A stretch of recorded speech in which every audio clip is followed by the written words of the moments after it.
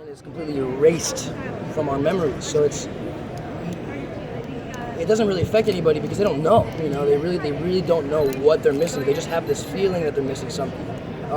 So everybody goes about their everyday lives, normal lives, protecting Beacon Hills, keeping the pack together. But there's just an element in everybody that's just kind of they feel like something's missing. Which kind of messes with them because they know from the past that if they have this inclination of a bad feeling that there's probably something bad happening. So they are just like toying with the idea. They can't tell if they're making it up, but they're all feeling it, so they know that something must be weird. And that's kind of all I can say about it. Does he ever remember who he's looking for? Or does he just know that he's looking for something? I can't tell you. So it's kind of like It's a Wonderful Life, but from the perspective of the townspeople. That's what. Yeah.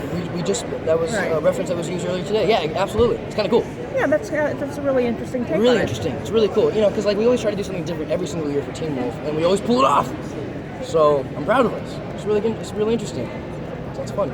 Now, Lyndon mentioned that we're going to see kind of more of the comedic moments mixed in between the dark. Is that something you're glad to see brought back? Because we did get dark in season 5 and have that comedic back. Absolutely. That's honestly my favorite part about Teen Wolf from the very beginning was the fact that we were able to balance comedy with horror and romance and sexiness and drama and action. It was literally a perfect balance of all of those things, and it turned into such a cool show.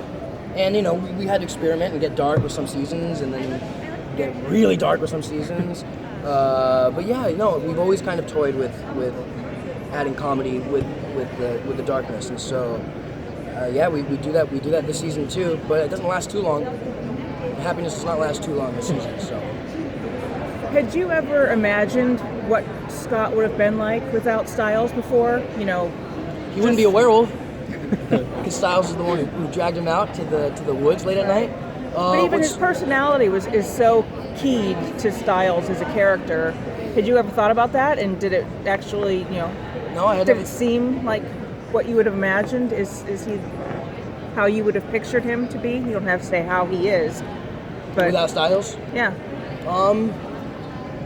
Yeah, definitely.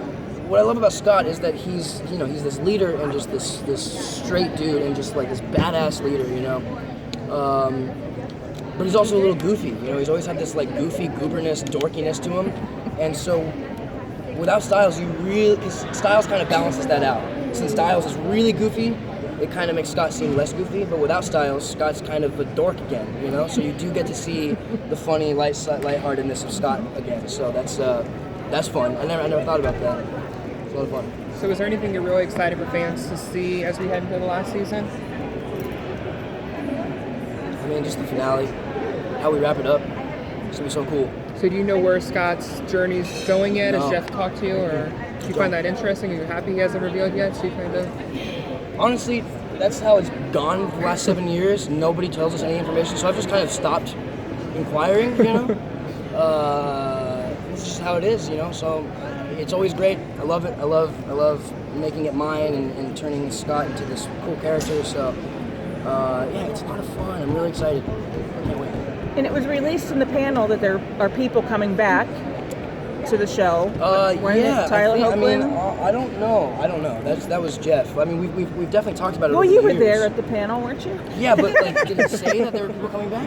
I know. I think Deadline reported that because I didn't get to go to the panel, but I read about it, and they reported it like it was said. Pretty sure he said he wanted to. I don't know if anything was confirmed. Okay.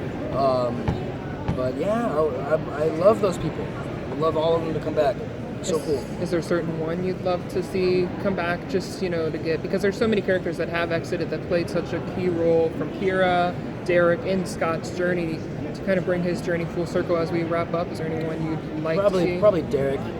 I feel like that's really pivotal for Scott, and to see the man that Scott is now in Derek's eyes, I think that would be really cool for the both of them, to kind of get some closure and just be like, here, look what you created, man. Your fucked up, weird, twisted ways turned me into a pretty solid dude, and Derek would be very proud. So I think that'd be a cool moment. Are there any teasers you can give us about what fans can expect this coming season? No. You know it all. There's the Stygia thing going on and all that. So it's all there in the trailers. As it wraps up, what are you going to miss most? Who do I miss the most? What are you going to miss most about the character and just the show in general now that it's wrapping up and getting that end game? I'm gonna miss just being on set with everybody and just seeing them every day. It's truly family. It doesn't feel like work, so I will definitely miss all of that. Big time. Thank you guys. All right, Thank you. Gotta run. One more. See ya. Please get a photo of me.